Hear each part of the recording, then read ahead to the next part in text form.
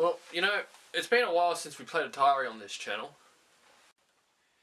In fact, it's been a while since we played any video game on this channel. So today I think we should go back to our roots and have a look at the big A. So, Hey. I really hope that worked, because if it didn't, we're going to have to redo it again. Alright, next scene. But first, what is the Atari 2600? I feel like I haven't really established the history of the console that much.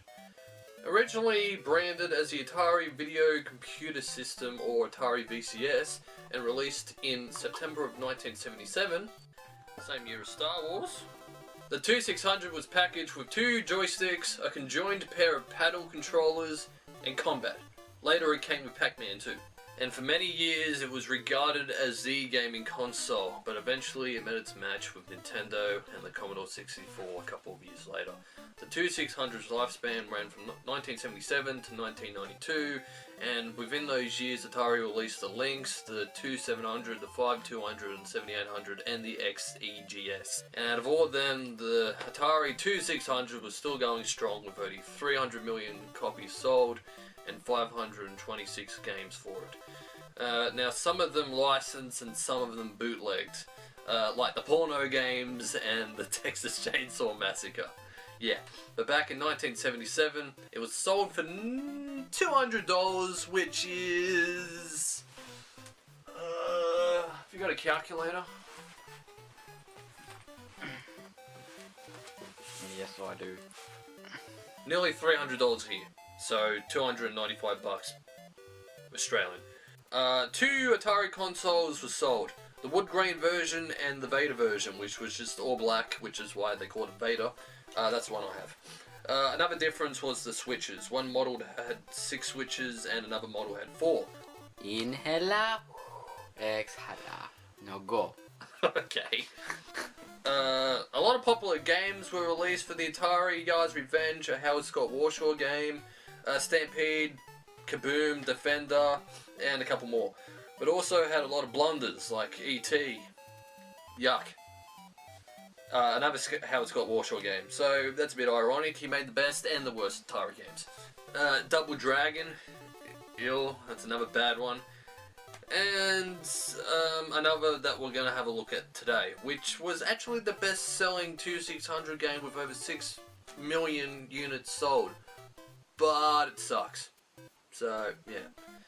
So now, you get the Atari Flashback with all different licensed games on it. I think they're up to number 9 now. What number is yours? Your Atari. Fuck, don't ask me that. Oh, probably 8, I don't know. There's 120 games built on each system, I think, roughly. And Atari also is supposedly releasing a new console, crowdfunded, but I wouldn't follow that boat down the river. And of course, now there's emulators and mods and ports and all of that, but there's nothing as good as the real thing, so let's whip her out.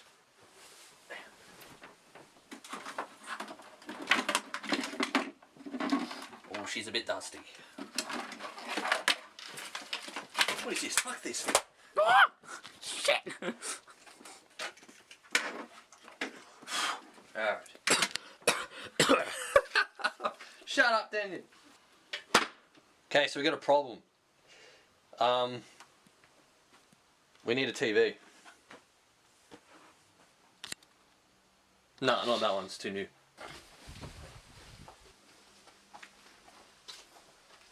It's TV. What's it? That is some Stone Age for Shiznick. Yeah, that's whack. What's the back of the thing in the TV, Torrent?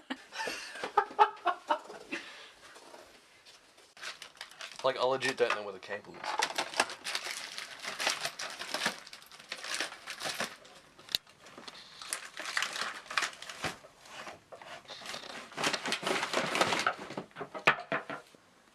This fucking mess.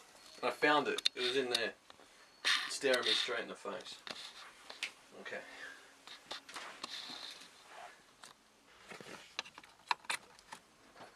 Alright, let's play Atari on the floor! Woo!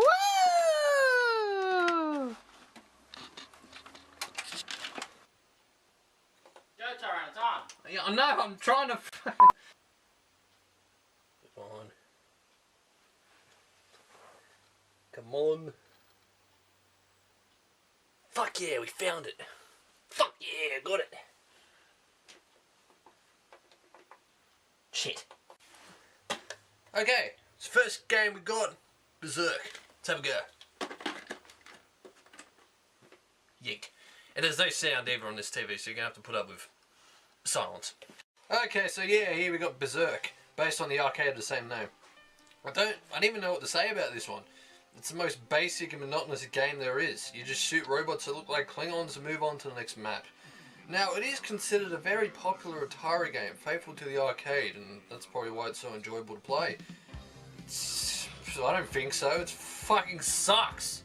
Like, look at this here. As soon as the level starts, I die. Like, how fast does my fucking reflex time have to be for me to dodge that? Or here, I try to position myself so I can shoot the thing, and I die again.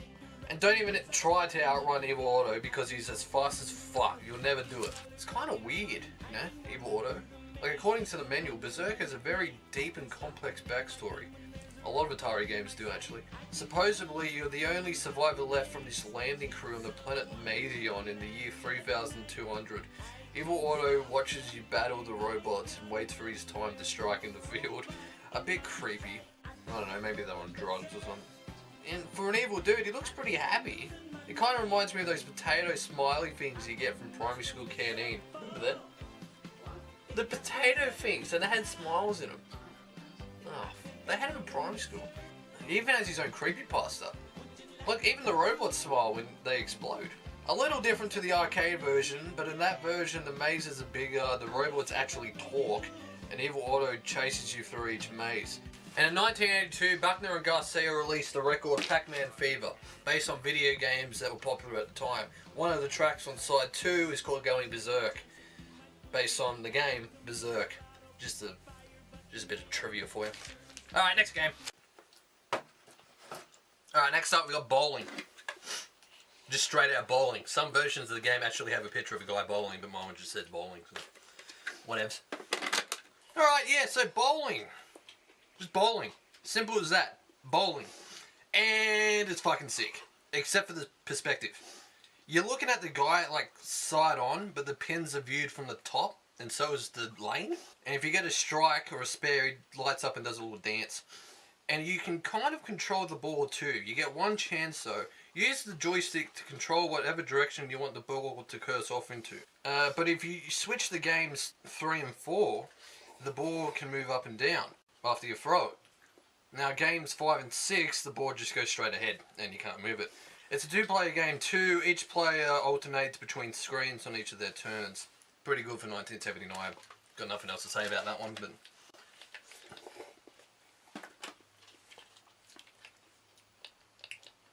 Shit.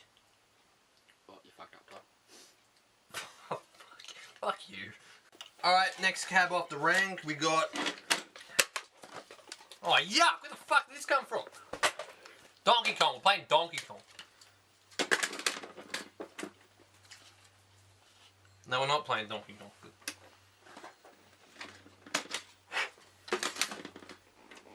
Fuck you. Yeah, my favourite game from my library. Very faithful to the arcade, except there's only 2 levels. But that's okay, it's Atari, the cartridge can't really hold enough space for anymore. It's pretty weird seeing Nintendo on Atari, but they also released the Super Mario arcade on Atari as well, so... whatever. I don't really know what to say except for the graphics. They did a good job on Mario, but Donkey Kong looks like Domo Khan, and Pauline looks like... what the fuck? Other than that, not much to say. And it was another game featured in Pac-Man Fever, so due to Donkey Kong. And speaking of Pac-Man Fever, we're playing Pac-Man. No, we're not. Alright, go for it, Danny. And wow, this is shit. The Atari is well known for not living up to the expectations of the arcade versions, and this game is no exception. Of course, a few games actually did make it through, you know, Donkey Kong Defender, Berserk in our next game that we're going to take a look at, but this, holy fuck, look at this. Oh, I suppose I can't really blame him. Todd Fry did try his best given his circumstances that he was under. And like Donkey Kong, the Atari really doesn't have enough room for anything else. But fuck. And now it's glitching out. I think it's cool to mention that this game, along with E.T. and a whole lot of other games, were the cause for the video game crash in 1983. Overflooding the market with consoles and games that wouldn't sell. And E.T. was so bad that some of the cartridges were even recalled and Atari was stuck with thousands of unsold games. What were they going to do? They didn't have any storage room for them and no one wanted them, so they buried them all in the New Mexican desert. But anyway, that's enough of Pac-Man. Our next game now is Space Invaders. Space Invaders, one of the best Atari games, and once again faithful to the arcade. There isn't really much to say either here, everyone's familiar with Space Invaders, but this game has 2 players and has different modes. Using the switches, the barriers move and the lasers zigzag. And if you go a little bit further, the barriers will move and the lasers will zigzag at the same time. And the invaders cloak, like a Klingon bird of prey, and you have to shoot it so you can see him. Just have fun with it. There's heaps of things to experiment with on this game. And this game also had its song, but it wasn't on Pac-Man Fever. It was on an album called Game Over by an Australian disco band, Player One. You might have heard it because I used to use it as my theme song, like 5 years ago. Missile Command, except you wouldn't know it because the label's been scratched. Go for it, Daniel. And now the fucking sound works. Finally, we got Missile Command, and again, it's based on an arcade game. So missiles are heading straight for your 6 cities, and it's your job to stop them. Aim your cursor around and fire. Now, it's better to aim just before the missile, as the explosion is big enough for the missile to actually fly into. Once your city explodes, don't waste your time aiming for the missiles that are heading for where it was, because there's no point. Every so often, when you survive long enough, you get rewarded with your city being rebuilt. But once they're all gone, kaboom. They drop the nuke.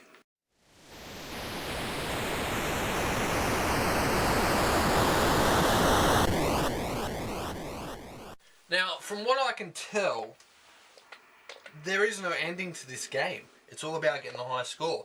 And eventually, you will die because the missiles will keep getting faster and faster and you won't be able to keep up. So all your cities will explode. So in theory, you're just prolonging all these people's deaths because, again, they will die eventually because there's no ending to the game. It's a bit heavy, I know, but hey, that's... And because, you know, global warming. That's Atari, man. Okay, so... that is all my Atari games. Well, you know, not all of them, but... we did have a... well, I did have a ending planned where I get zapped by the TV, but I really can't be bothered to film that bit because it would take too long. So, you just have to imagine it, because it's time for me to go now.